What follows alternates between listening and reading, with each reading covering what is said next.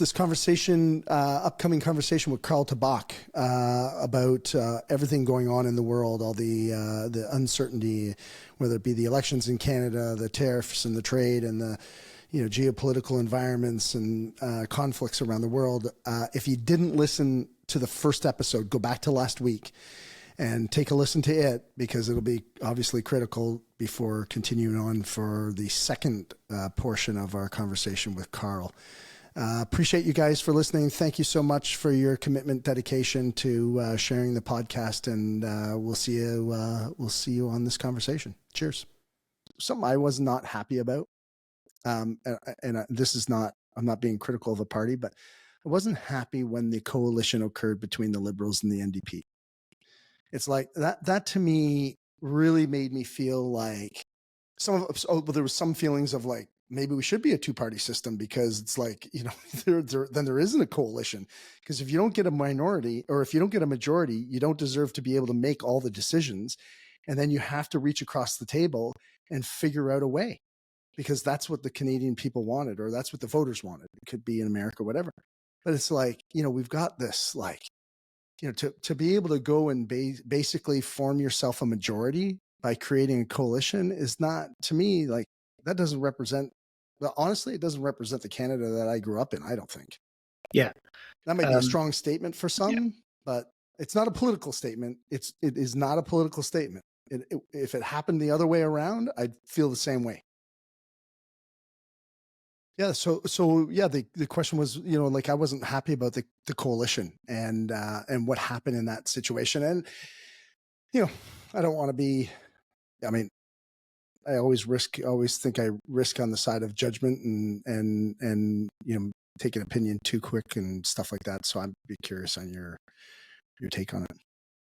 First of all, we're not the only country that has coalitions, right? Europe is notorious for that, and the UK has been like that. We've had some really solid minority governments. I think in the past instance, one of the problem was that for a coalition to work, whoever is prompting a minority government needs to have some strength, to have some leverage. In this case, I think I think the NDP were not in a very strong position. They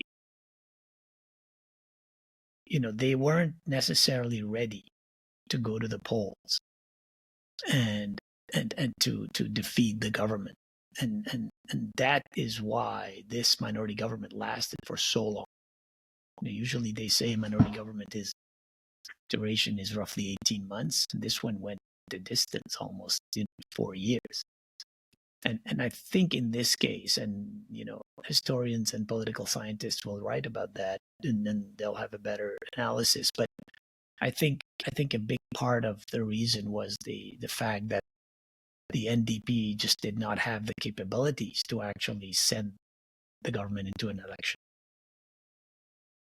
because they were just too, I think their prospects and their polls were not great for an election. But I think beyond the actual system, we need as a country to start questioning some fundamental premises, not only at the federal level, but more importantly at the provincial level, where essentially the country takes shape, right? When we talk about social programs, when we talk about healthcare, when we talk about education, when we talk about infrastructure, this is all done and funded by the provinces in a way, and delivered by the provinces. And I think, we need to change the mindset. I mean,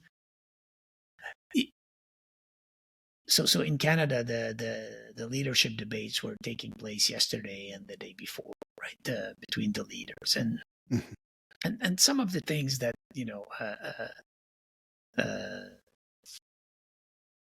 sometimes politicians take credit for is for saying, well, we've we've created a program for dental care. We've created a program for childcare. We've created a program for Medicare, and we've created a program for so and so and so and so. And in a way, creating a program isn't really the difficult part, right? Like creating a program where you're going to be spending more money. We can all think about ways to spend money that's people are going to look at it and say, yeah, sure, why not? If we can get that. I mean, there are fundamental needs in our populations, and every one of those needs is important, and every one of those needs, in an ideal world would be met. The real difficult achievement for political leaders is, okay, I want to create a program. That's one thing. How am I going to be funding the program? How am I going to be creating enough wealth? Am I generate enough economic activity so that I can afford to create the program? I think that equation, we're not having it in Canada. And we only have it when our backs are up against the wall. So when debt levels become so high that credit rating agencies start downgrading the credit rating of a province, like it happened in Quebec this week, when the bond markets start reacting negatively, like what happened to the U.S. government last week, and all of a sudden, you realize that, hey, this is not just about how do I think about a new program and what problems do I want to solve as a politician, but more importantly is where are you going to get the money from? In your business, Dwayne, I can come up with all sorts of ideas, creating a new program. Your first question is going to probably be, how are you going to fund that? 100%. Right? Yeah. Okay. Well, and that becomes the actual fundamental point, because the deployment of the program, yes, we can think about that, but the crux of the matter is, how are you going to fund it? That thinking, that urge, and that urgency as a country to say, okay, we aspire to be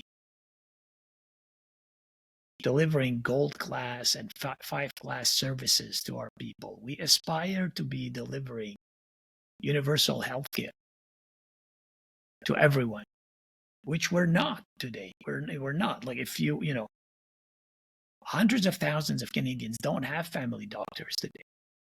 And yet we say we deliver universal health care. But we're not. We deliver the idea of a universal health care, the promise of universal health care. But we don't have the funding to be able to deliver on that. No. Right? So the big challenge over the next few years to our political leaders is, how do we square that circle? How do we make sure that if we want to compare ourselves to Norway, how do we reach Norway's level of GDP per capita? If we want to compare ourselves to Switzerland, how do we reach that level of GDP per capita and that level of productivity? Yeah. And I'm purposefully not mentioning the US on that, because the equation is not the same. Right? We in Canada, we continue to think about a way where we want to have some kind of an egalitarian or socialistic delivery of services in a way. We want to have that equalizing factor, but I think the big challenge for that model in Canada and in the rest of the world is, how do you generate the growth, the tremendous growth that's required to be able to deliver on that promise. And that narrative, that dialogue needs to happen. And that yardstick needs to be the measure under which we hold our politicians accountable. Like that should be the target. So how do we get, and we should be very, it should be, should have no remorse talking about wealth creation. How do we become wealthy as a nation? Once you are wealthy as a nation, you can then decide what you want to do with that wealth. You can either decide to distribute it, or you can decide not to distribute it. But one thing's for sure is if you don't have wealth, then everything else becomes an academic question. Thanks for sharing all that, because I think it's so. There's a couple of things I wanted to share. One, I had a conversation with a friend of mine who I hope will be on the podcast in the near future. But he is a massive business, like it's in the multiples and multiples of B's.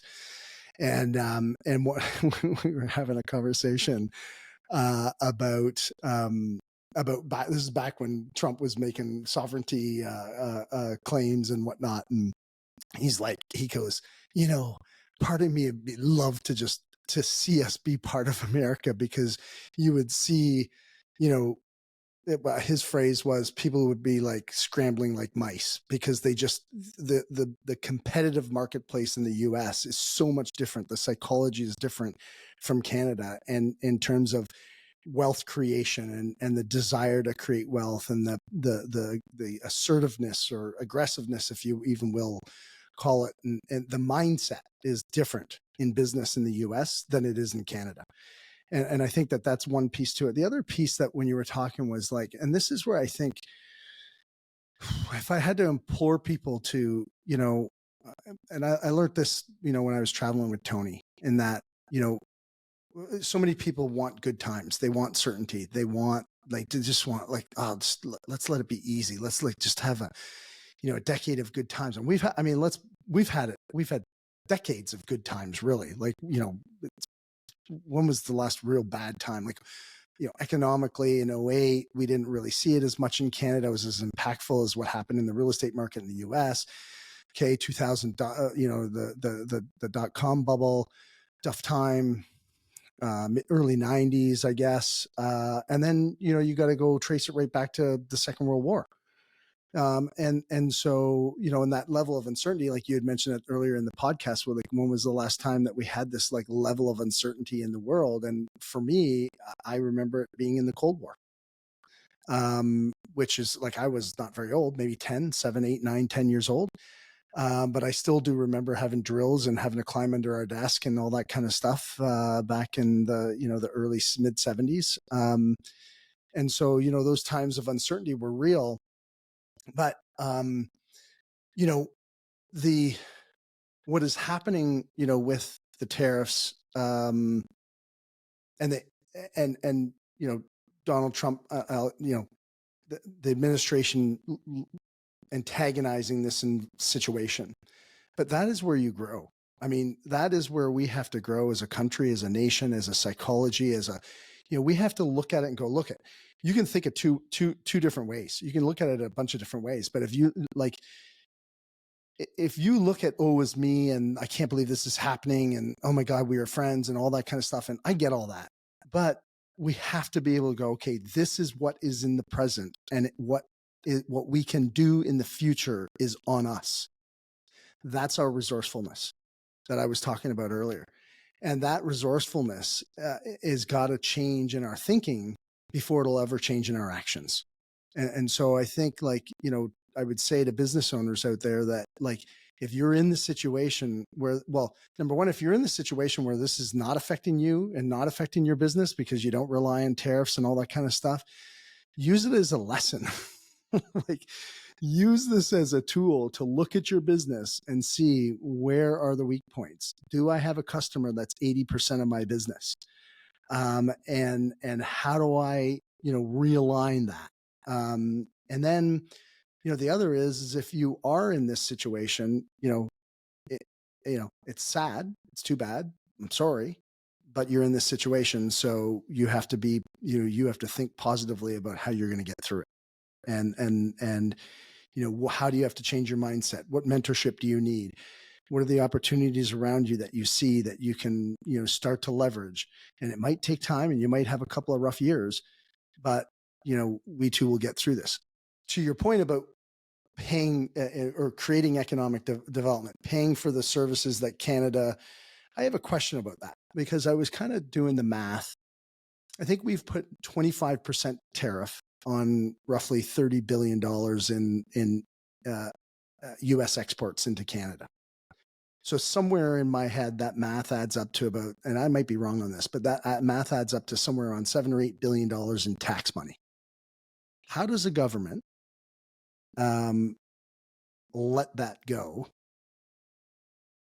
especially based on, and this is one, I guess, would be one of the concerns I would have with maintaining a liberal government, I guess, would be is like, what's their motivation to reduce the tariffs? Like, from an inflation perspective, you're going to have that for, 12 months, and then it equalizes on the 13th month, because inflation then, cycles by the year. So from an inflationary standpoint, like when you look at the inflation numbers, they will start to drop in 13 months, right? So is there motivation? And this is more of a question, because I think it's a little bit out of my league, but is there a motivation here where a government gets into office and goes, man, this extra $8 billion in tax allows us to do a lot of things that we couldn't do before? That's presuming that tariffs are taxes, right? Like that go into the government's pockets. And I think that, frankly, this is far from being an acknowledged reality by the experts, right? Mm-hmm. So at the end of the day, I'm a believer in,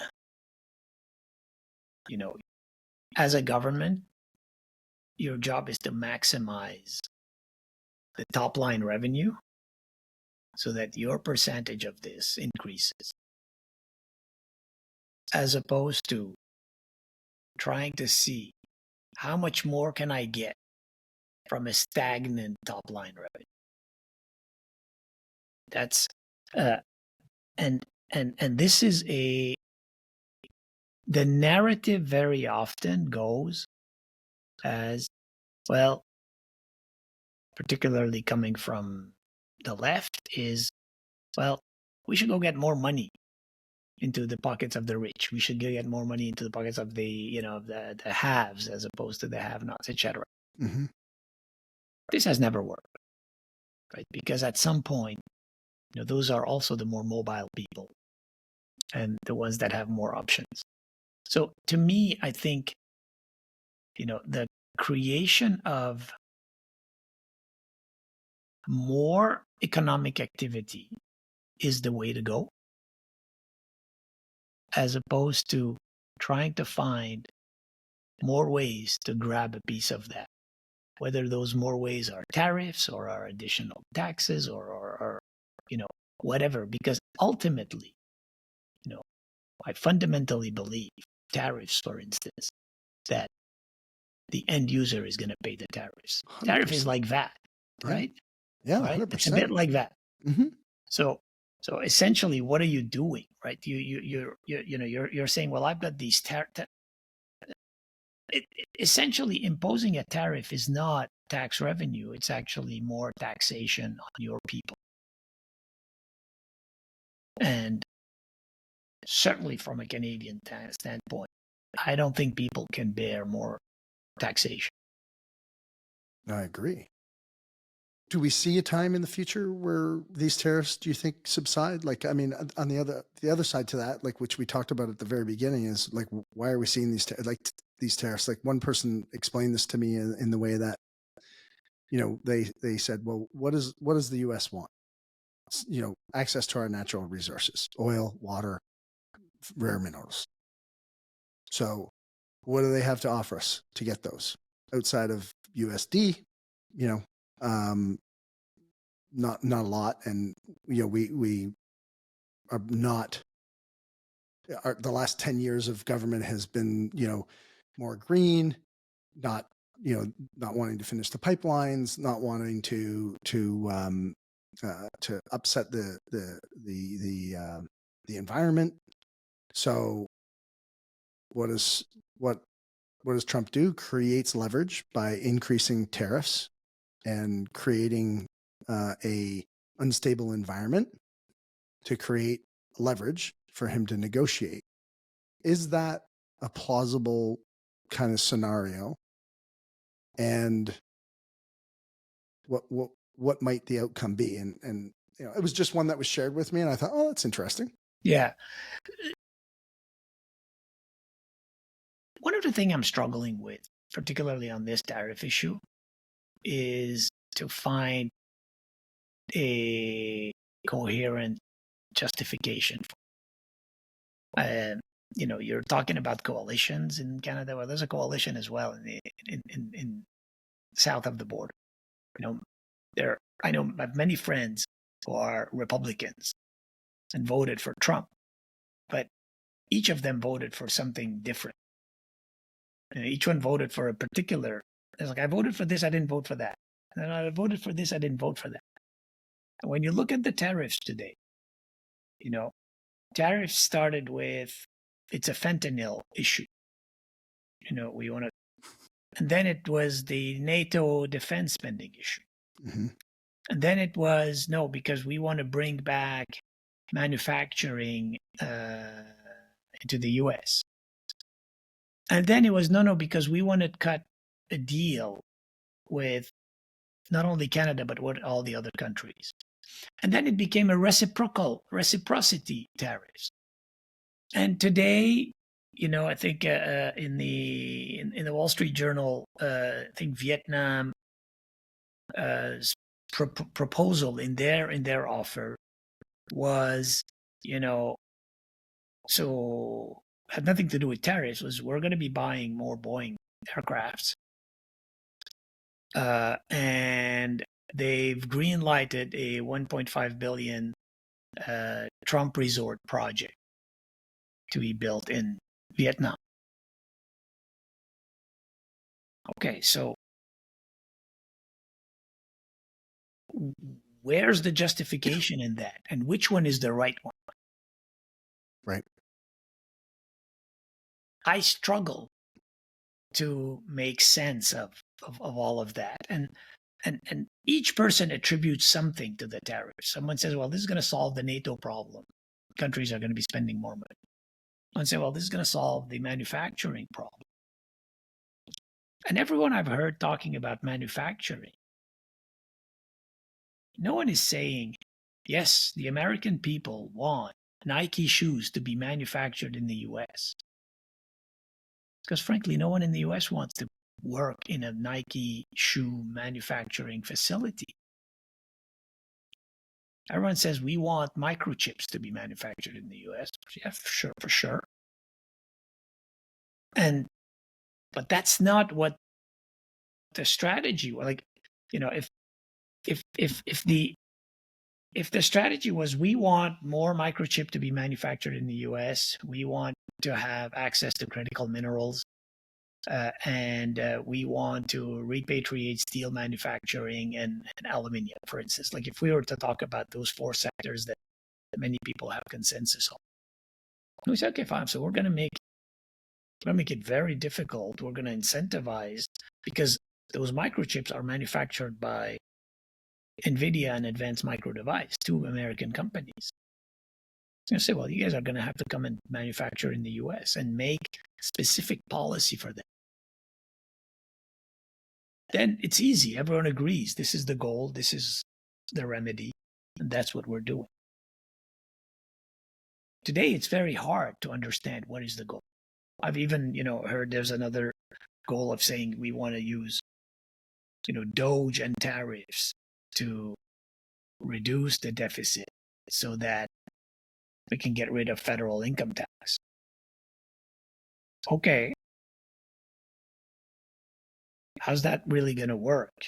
Because all of a sudden everything's going to be way more expensive. So it's a bit like becoming no income tax, but everything's going to be based on consumption, and things are going to be costing way more money to Americans. And that might be a valid point, but in that situation, wouldn't the person who is spending the most money be paying the most tax then? yeah, Which would yeah, also, which does create the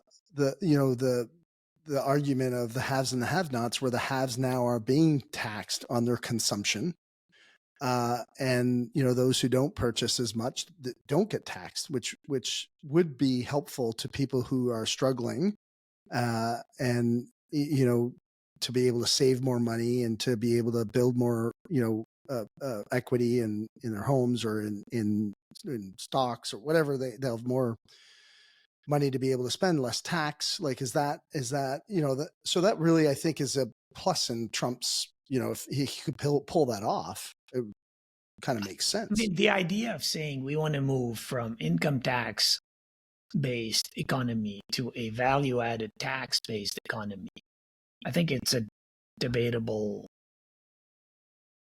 proposition, right? It might make sense. And I'm not far from being a specialist on that, but my understanding is governments of very large countries have been loath to doing that because it ends up bringing less revenue to the government. Mm-hmm. And when you've got governments that have debt service that are so high, it becomes very, very difficult to come up with a proposition where you're going to have less revenue. If you look at what Liz Truss did in the UK, I think a year and a half ago, when she came to power, proposed a budget with massive tax cuts. Credit agencies and bond markets went completely AWOL. And she lasted, I think, 2-3 weeks as prime minister. Right. So at the end of the day, that and I don't know, there must be a reason why, and maybe someone more knowledgeable can explain that. But there must be a reason why governments are not moving to value-added tax, are sticking to income tax. Because particularly governments that have big debt service, they need to meet payments every month. They can't afford their revenue to go down. To miss, yeah. To miss. Just like any business, right? It's like exactly. You've mentioned something that's been that I've reflected quite a bit on, is the haves and the have-nots. And Stephen Harper, when after he left office, wrote a book that's called Right Here, Right Now. And he wrote this book in the aftermath of the first Trump administration. And it's a book about, the conservative ideology. And in that book, he devised two concepts that he calls the nowhere and the somewhere. Somewhere being those people who have generally a lower education, have lived in, have met, grew up and lived their lives in the similar neighborhood, met their partner at high school. Partner comes from the similar neighborhood, found a job, sometimes unionized in that neighborhood, and essentially worked very close to the place that they were. And the nowhere, you can imagine what that is. So, grew up, went to college, traveled the world, lived, speak many languages, work in the service industry, obviously generates higher income, et cetera, et cetera. And it was making a parallel in terms of, how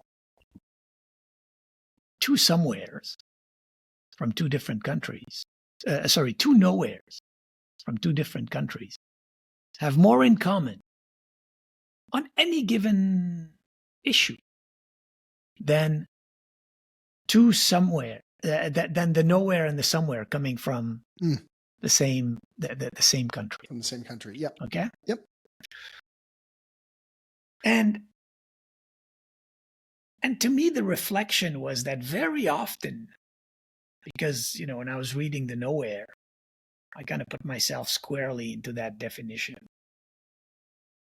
And I realized that very often the conversations that I have, the information that I get, the mindset in which I am, I agree on almost all the issues with the people around the world, whether they're from the Middle East, whether from Europe, from the US, from South America, I was in Santiago a few months ago. We had dinner with a bunch of businessmen and professionals. We agreed on virtually 95% of the issues. And you realize, and this brings me back to the question you were asking in terms of where do you get your information, what news, how do we educate ourselves around things? You realize that, and this hit me very strongly during Brexit. And I don't know if you remember, Dwayne, but during Brexit, I remember the day before Brexit, I went to bed thinking this has no chance of, they're not going to win. Because every news outlet I would listen to, every person I talked to, every person I had dinner with or lunch with would agree with me. No chance this is going to happen. Except all the people that I don't speak to, that I don't interact with, and that think completely differently about an issue, and they see it from a completely different angle, and that read different news outlets, and that do things. So this divide between the somewhere and the nowhere, between the haves and the have-nots, between the globalists and the locals, is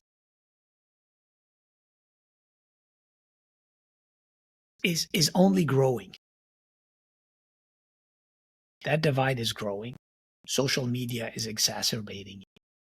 The access to direct news, the idea that you can react live to something, the idea that today with a podcast you can have a bigger reach than a news outlet, amplifies the beliefs of those two groups, nowheres and the somewheres. We become very, very hard in our beliefs, in the realities in which we live. Okay? And you layer on top of that the democratic process by which we elect our leaders, which is, I'm going to need to speak to and get so many votes. So I speak to people what they want to hear. So, and if I can convince more people than my opponent, I'm going to be elected. Is creating a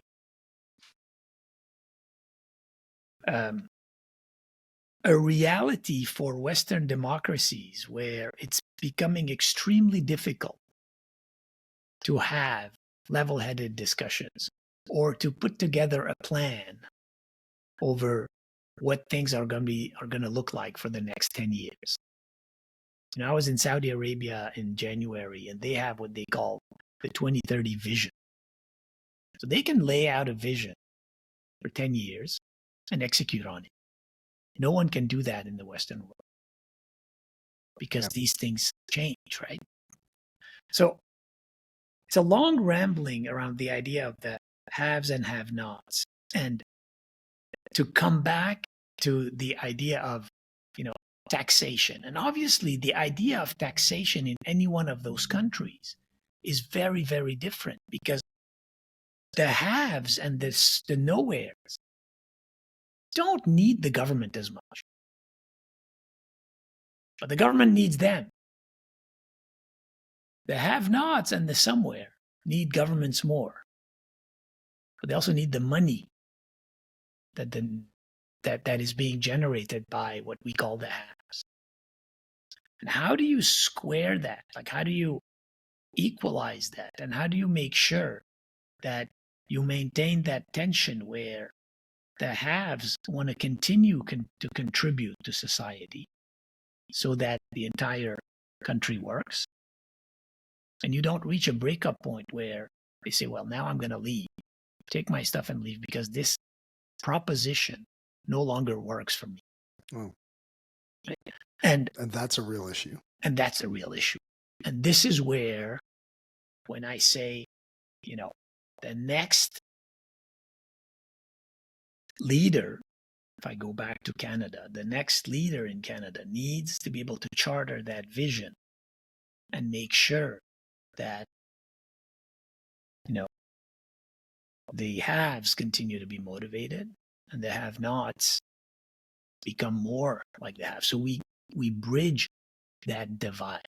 Mm-hmm. That wealth divide is, I've been saying it for over, 10 years now. That wealth divide, if we let it continue to grow, is going to become a big problem for people to be able to continue to live in an open economy, in a capitalistic market, safely, in safe neighborhoods, etc., etc. We have, as business leaders, as society leaders, as fundamental believers in free economy and in liberal markets, we have to find ways to ensure that that divide does not widen. I think it's the greatest threat to our society. It's one of, not, I wouldn't say it's the greatest, it's one of the greatest threats. I think it's partly why I do this podcast. The whole concept of the podcast is to elevate people from where they are to where they want to be. And I also think that, based, like, just kind of summing up your comment is the one way for the listeners to do that. And if you're a business owner, if you're a business leader, is to, create a bigger pie and then share that pie with the people that work with you, so that they earn a better living wage, and they can begin to save. But then I also think that it has to be reinforced in the back end through education. And it's, it's one of the things that I am always concerned about, and is really kind of, for lack of a better word, say it's a thorn in my ass, is or a thorn in my side, which is that we don't teach basic financial literacy in school. It's to me that is and you don't even you don't even hear that on a platform from the politicians on a regular basis. But that kind of reform, we're never going to get to the point where we're helping support the people who need it most by not educating them on the things that they need to know in order to get more, or to be more, or to have more, or to earn more, or to love more even. It just is, it's just, to me, it's the difference in our business. We call them, like, there's the KPI, which tells you how the patient died, right? Sales growth, customer service report, blah, blah, blah, blah, blah. But it's the critical drivers that are what really influence sales growth. What are the things that, I need to create 10 more relationships, not sell 10 more things, create 10 more relationships. I need to understand 10 more clients better. I need to understand what influences them. In order to influence someone, you need to know what influences them. So the critical drivers are down at the influence level, at the connection level, at the sharing level. Like you said, like, you can have more in common with somebody from the Middle East or Asia that is a nowhere, because you have a similar line of thinking and a similar line of psychology. And we need to elevate, and it's a whole different conversation, but it's like leveling up or raising the level of the consciousness of people through education and experience and all that kind of stuff. And I don't know if we're there, because I see us moving to what we talked about more, more fear, more need for certainty, which is all the growth is in the uncertainty. And that's why I say, look, this is not great times for anybody. Americans are going to pay more. This is going to absolutely everything that we've talked about when it comes to tariffs and politics and all that kind of stuff, and why they're doing it, what they're doing, what the big agenda is. I guess we won't know. Only history can judge that stuff. But there is growth and uncertainty. Let me just pick up on that.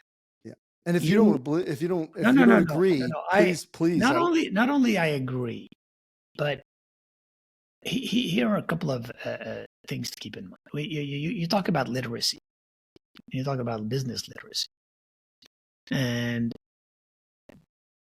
last time I checked, again, don't quote me, but people can check that. I think it's like 55 or 60% of Americans have a literacy below a 6th grade.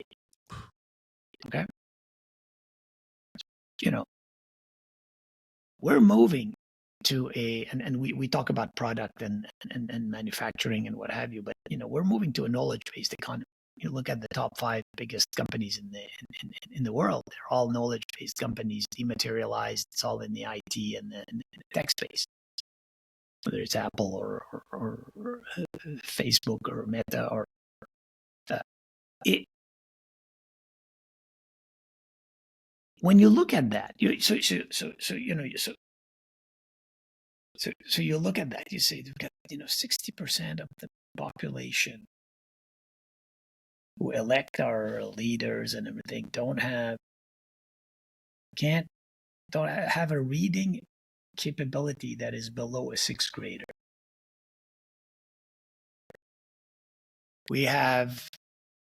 I was listening to Ray Dalio at one point. He said it's something like 3 million people in the U.S. that are the top of everything. Everything. The top people are in that. And you look at where business is going, particularly the tech business that is concentrating wealth. You used to, if you wanted to have a food delivery service in the world, you've had hundreds of people that are all making a pretty good living out of being the food delivery operator in their market. Today, one company disrupted all of that, right? So you can imagine how that concentrate. You've got bigger wealth concentrated in fewer hands. When you look at the economic indicators or the KPIs that you were talking about, everything's going well. GDP growth is going well, stock markets are up, unemployment rate is down, et cetera, et cetera. You look at the literacy rate, you say, I have a big, big problem of literacy here. And yet what everyone is talking about is manufacturing and how do I bring manufacturing back? Or, tariffs and what do I do with tariffs? And no one's talking about what do we do to move the dial on making our people more literate. And I'm singling out the US, but other countries have those problems as well. So it's as if, our democratic system has reached it's as if the democratic system has reached a level where it can no longer gauge what the real priorities are. You get people to vote. It's hard to get 60% of the people to vote on a project that's going to make them more literate because they need to acknowledge that they're not literate in the first place. Right? But it's easy to say, well, we're going to vote on bringing jobs back because that's going to make them think, well, maybe then I'm going to be paid more or I'm going to find another job because I hate the job I'm in. But as a society, this may not be the issue that you need to tackle. Because this is going to continue, that widening of the gap. You know, those 60% of people aren't getting more access to universities, are not getting more access to higher education, are not getting more. You know, it's not happening for them. But there's enough critical mass of people who it's happening for them that we can continue having these very sophisticated conversations, and yet nothing really gets done. So you can hear that and say, well, that's a very socialistic way of seeing things. I don't see it as very socialistic. I see it as actually a survival mechanism, because if by what we're doing or what we're not doing, we continue widening that gap, we're endangering our existence. We're just going to have to build higher walls around our homes. We're going to have to build higher security gates around our compounds, and we're going to be, living this kind of life. Yeah, you're a prisoner in your own home. Go to Johannesburg. Go to Johannesburg, and that's what you're talking about, right? Like that's if you've ever been there, and if you haven't, don't take a drive-through. But what's the solution though to that? Like, what is the alternative? Where do we need to shift the tables? That's a big question. If I had the solution, I'd probably I'd be running for prime minister. Yeah. Even though it doesn't sound like it's a prerequisite to run for that office, because many people don't have the solution. But I think part of the solution is what we were talking about before, Dwayne. I think there needs to be a balancing act between enabling the capitalistic, the liberal economy to work and to create wealth, and making sure that we keep certain guidelines and certain guardrails in place to make sure that everyone who contributed to that wealth creation gets compensated adequately. Okay. So to me, that's one indicative. Just to give you an example, I think we were to have an indicative that the ratio between the top paid, like the CEO pay versus the average, used to be X, and now it's a factor of 10 times that. Mm-hmm. You can legitimately question: is that like are today's CEO contributing 10x more than 30 years ago, or is this a function of some other factors? Okay? And we spend too much time thinking about what the CEO makes, because if you combine all the CEOs, it's not such a big number. Like, it doesn't really move the needle, but it's another indicator where where, like, I've always thought, and I'm rambling a little bit on this one, but I've always thought, Dwayne, that if governments wanted, if let's say the government would say, you know what, instead of taxing corporations, we want to make sure that because companies don't really exist. At the end of the day, companies only exist because they have shareholders. It's a fictional idea, company. You want to tax a company. But if we say, you know what, if you reach a certain level of gross margin, we're going to be looking at how much you're paying your people. And you can either pay this money in taxes, or you can pay it in to your people. Mm-hmm. Right? An interesting concept. I mean, I don't know how feasible that is, but we can come up with an idea where at the end of the day, business leaders are going to have to arbitrage in terms of, okay, what do I do? Like, in terms of, how much profits do I take, and do I, for the capital and the effort and the risk that I put into the business, how much taxes I have to pay for that, versus, well, how much more do I redistribute that to my people? Mm-hmm.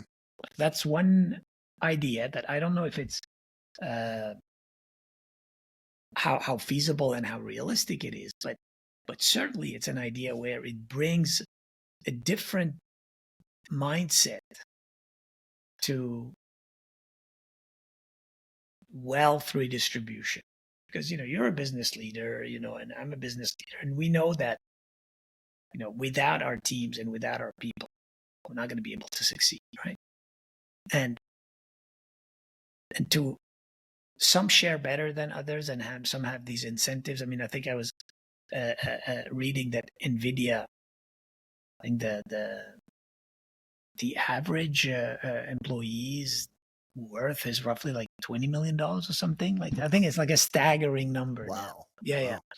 Because of the stock. So Stuff. like, wow, talk about a fantastic way of redistributing that wealth to their, or a creative way of redistributing that wealth to their employees. So that could be one solution where this could happen. But I fully agree with you that this widening gap between haves and have-nots is not going in the right direction. It's not something that is good for our Western societies and for the world in general. When I talk to entrepreneurs of like the small businesses, they're always struggling. I've had this struggle almost all my life, I guess, is like, because I want to buy other businesses, grow my business. So every ounce of money we ever make goes right back into our business, whether it's buying a new business, expanding our current business, or whatever it is. And it is a pretty constant process until you, I think, sometimes get scale. So there's every business is at its different level, a different stage of its life cycle, and there's so many things. But I do also think that to your point about the education, the education level, 60% being, or close to 60% being, reading at a grade 6. And that's probably pretty similar in Canada. It's probably not that far off. Like, it might be a little better, a few percentage, maybe 10, even 10%. It's not that better, not that much better. And, but like part of that is like, how do we educate? How do we educate? How do we bring awareness? So that, we raise the tide so all ships rise with it, and that to me is part of it. Here's a question I have for you. We've talked about we've talked about a whole bunch of stuff here. And all over the place, and actually, and some of it doesn't look that awesome. It looks a little glim, and it might be. We might have some, some darker times. Some, we go through seasons in life, right? We just in, if you live up in, northern part of America or Canada or anywhere in Europe, and like we've just come through winter. And we'll be now moving into spring, and things will be growing and flourishing, and we'll get into the summer, and it'll be the prime, and then we'll get into fall, and things will start to die away, and then we'll be back into winter. And so, like we have those seasons in life and in the environment, we have those seasons in our business, we have those seasons in economic, we have the seasons, sometimes, politically, geopolitically, like there's always seasons. And so we may be in a little bit of a winter season, or, maybe a fall season. Maybe there's more worse things to come. Who knows? But I do believe that, and if you talk to most of the people who hold the wealth, there's a common theme of, when there's bleeding in the streets, I think it's probably Warren Buffett, I think, said this, like when there's blood in the streets, that's when it's time to invest. That's when it's time to invest in your business. So based on, that kind of thought process, is where do you see the opportunities? For our listeners, if they're, Yeah. So a couple of things on that. I think could be, we could be getting into darker or times. I mean, frankly, over the last 20 years, I don't remember that we've actually went through a real hard period. When you look at all the economic indicators, by and large, it's actually been a pretty solid and pretty good journey. particularly when you put the mobile transformation and the everything that came with that connectivity. I think right now where I am struggling is, is do I try to catch a falling knife, or do I let it fall and then see what it is? I think right now there's a lot of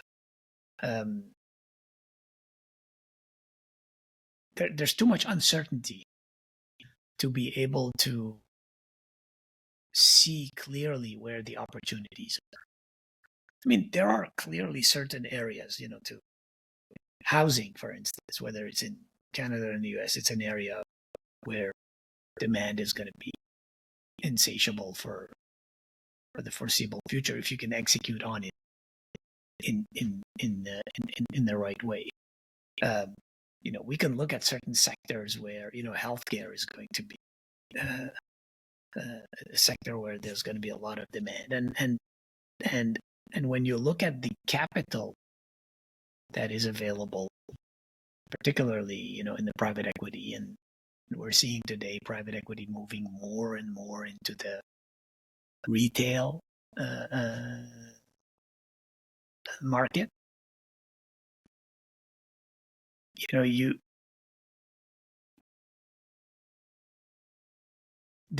Capital will continue to flow into these projects, infrastructure, healthcare, housing. I'm confident we're going to continue to see that. Where I am still questioning is when this is going to happen. I mean, the worst thing for an economy is when capital sits on the sidelines. And how long does it sit on the sidelines? I think what we're seeing today is that capital is sitting on the sidelines saying we need to see things clearing up a little bit. So I am hopeful that the moment we know what the rules of the game are, markets are going to continue to are going to be back in the game, and we're going to see a swing. Don't forget, at the end of last year, everyone was predicting, big M&A boom. Capital markets and IPO pipeline was full. Things looking pretty rosy in that market. So I think that pent-up demand is going to come back. What I'm having difficulty calling is when it's going to be coming back, because the goalposts keep moving on uncertainty. Yep. It's very difficult to. So to me right now, and we're doing it as a business, and I think if business owners a few years ago didn't have to worry about geopolitics and didn't have to worry about trying to understand what governments are doing so much, because there was a level of certainty around that.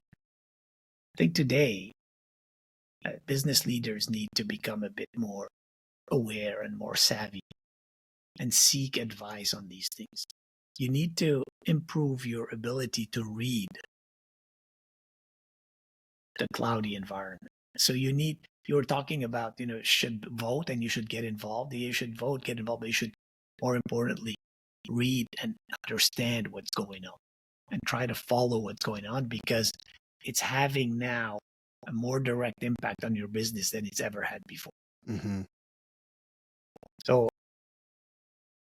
to me, spending time on trying to understand where things are going, trying to get some insights into where this is where this is going is the most important thing. And to be perfectly frank, I find it very difficult because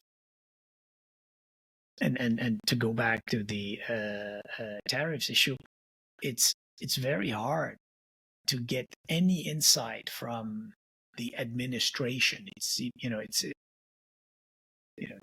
every day you wake up and there's a new announcement. So it's very difficult to do business in that environment. The way to get your updates on tariffs is to be on Truth Social. Yeah, well, See, like, you it's know, insane. exactly. But even Truth Social, the announcements there changed very often. Yeah. You announce a deadline and push the deadline. You announce this and you do. So you can imagine, you know, how many businesses now, you know, like the big talk 2 months ago was to build up inventory in the U.S. so that this thing goes away. You start building inventory, and then the goalposts move, and then the tariffs change, and then the strategy changes, and then your product it's just like it becomes impossible to do that. So long-winded answer to your question, but I I'm an optimist in nature, and I think that we're gonna continue to see tremendous opportunities. Uh, I just think that capital might be sitting on the sidelines now until we see clarity. So the, to me, the most important thing is when are we going to see a bit of clarity, and how much trust will the markets put into that clarity? Like when we have a deal that doesn't hold, how am I going to be certain that the next deal is the right deal? Mm-hmm. Yep. And that's a bankable deal, and I can actually act on it. That's going to be the important important consideration. And do you think so? Will there be a trend? Do you think, like, will we need to say 3 months or 6 months of like that trend before money starts to flow a little bit more? Is that yeah? I think 3 months is a given. Like to me, more immediately, I want to see where all these tariff negotiations go. And from a Canadian standpoint, I want to get clarity on, are we renegotiating another trade deal? And if so, when? That's going to be a critical piece. Yeah. Yeah. And obviously we won't see much of this until the new election, and then it'll start. But that's coming, like that's in 2 weeks or in 10 days. We're gonna have that in 10 days. And to me, in an ideal time frame, what I would like to see is by the mid to the end of the summer, we're no longer actually talking about what may be, but we know what happened, and we know what the rules of the game are. Mm-hmm. Yeah, because right now, like when you look at opportunity, obviously, like I just kind of reading between the lines with what you're saying here is like, if you're whatever your business is, if you're not affected by the tariffs, then maybe just a good time to learn and grow. But if you are, sitting on the sidelines, gaining knowledge, staying in touch, not relying on somebody to tell you what to do, but going out and figuring it out on your own, and planning for capital to be released in the future, because it will get released. It's not going to sit on the sidelines forever. Nobody does that. And so it's only a matter of time. That's right. But that's right. Planning that strategy of when it gets released, like what relationships do you need what relationships do you have to create, whether it's in private equity, whether it's at the banks, whether it's wherever it is. Like right now, everybody's going to be apprehensive to loan money or let it start flowing, but start to set up your relationships going forward so that when this does happen and when you do see the clouds start to dissipate, you can execute. I do think, like I was talking to a guy yesterday about he's CFO of one of the top retailers in Canada, a good friend of mine, and we had a conversation last night, and he actually just turned 50, so happy birthday to him. It was interesting. He made a comment about how the retailers are starting to freeze up, obviously importing from China, and so now you've got all these tankers, these shipping tankers that are ships, the transport ships that are now being docked, and that is going to have, like, what kind of economic impact is that going to have in the next 3 to 6 months? Like when those things get docked and we're not moving product, it's not like you can get it the next week and the economy kicks up and starts running again. Do we fear a recession on either side of the border? Or? I mean, 100%. 100%. I mean, central banks on both sides are fearing recessions. Some people are saying we're already in recession if it wasn't for government spending. So, is recession really there, particularly in sectors like retail? I fear that. I think we haven't seen it yet. We haven't seen the big layoffs yet. Unemployment rates are still holding, but if it's very difficult to imagine that everything that's being done to the economy is not going to have a recessionary impact. Is it going to be positive in 5 years or in 10 years? I don't know that. And we may debate that. Mm-hmm. But the immediate is, there's almost a general consensus that,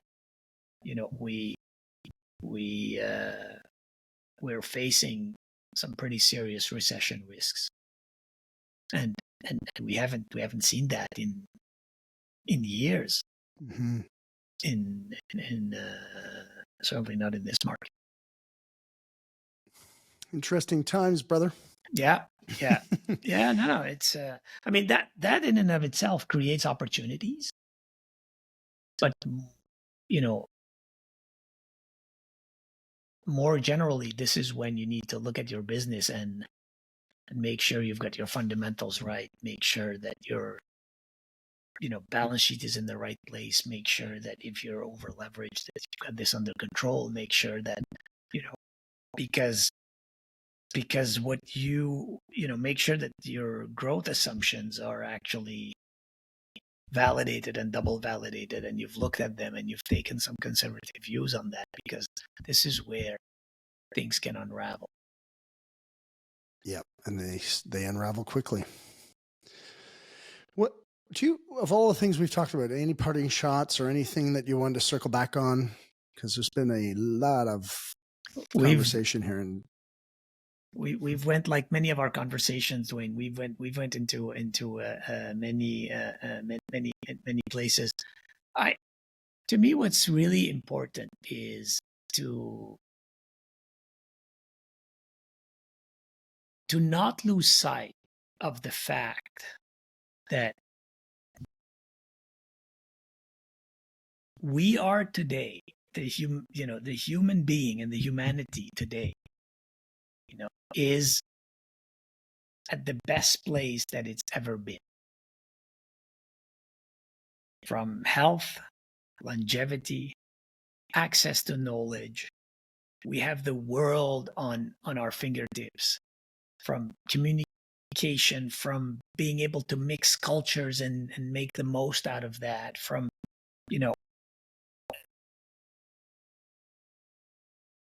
today, we spend a lot of time under a negative cast, forgetting that the world is in a very, very good place.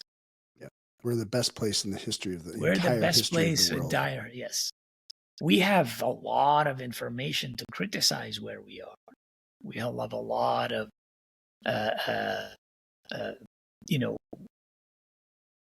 our ability to have a perspective around it is probably being diminished because of what we were talking about. The fact that we live in our bubble. We go on our phones not for information but for affirmation, and to make sure that our we get comforted in our deep beliefs. But ultimately, let's not lose sight of that. And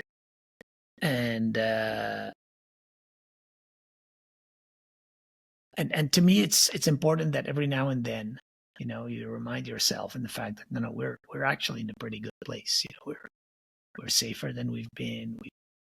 The good old days weren't better than what they are today. Yeah. Yeah. What's wrong is always available, but so is what's right. And we have to put that into context.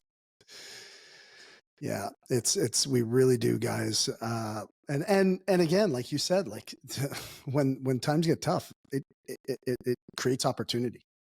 And so we've had, I mean, this has been a fantastic, phenomenal conversation about the issues, about the things that are going on, the things to think about. And I think if I was to put a bumper sticker on this podcast conversation, what I would say to the audience is educate yourself, guys. This is what this conversation was all about, was to bring forth issues and things that are happening in our, political, economic environment, socially, and get out there and make a difference. That's what we do as business owners. That's what we do, is we make a difference. We make a difference in our customers' lives. We make a difference in our people's lives. And it is bestowed upon business leaders, all leaders, but this is obviously a business podcast, but it's bestowed upon leaders to lead, to pick up the flag and make the charge. And I think that's what we need to do. And this has been an awesome conversation to talk about areas that we can take that lead.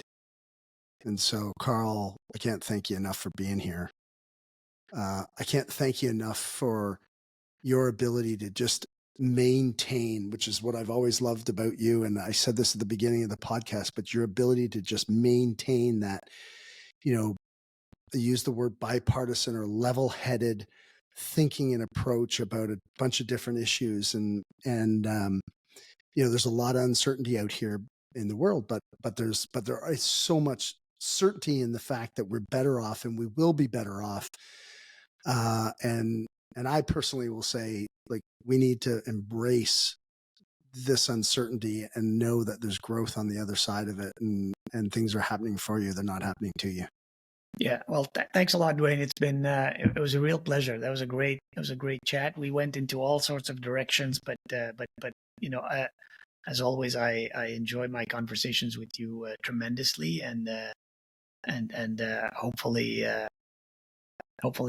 your listeners will have either learned something or triggered this idea that as business owners now we need a new set of skills that we didn't think we needed.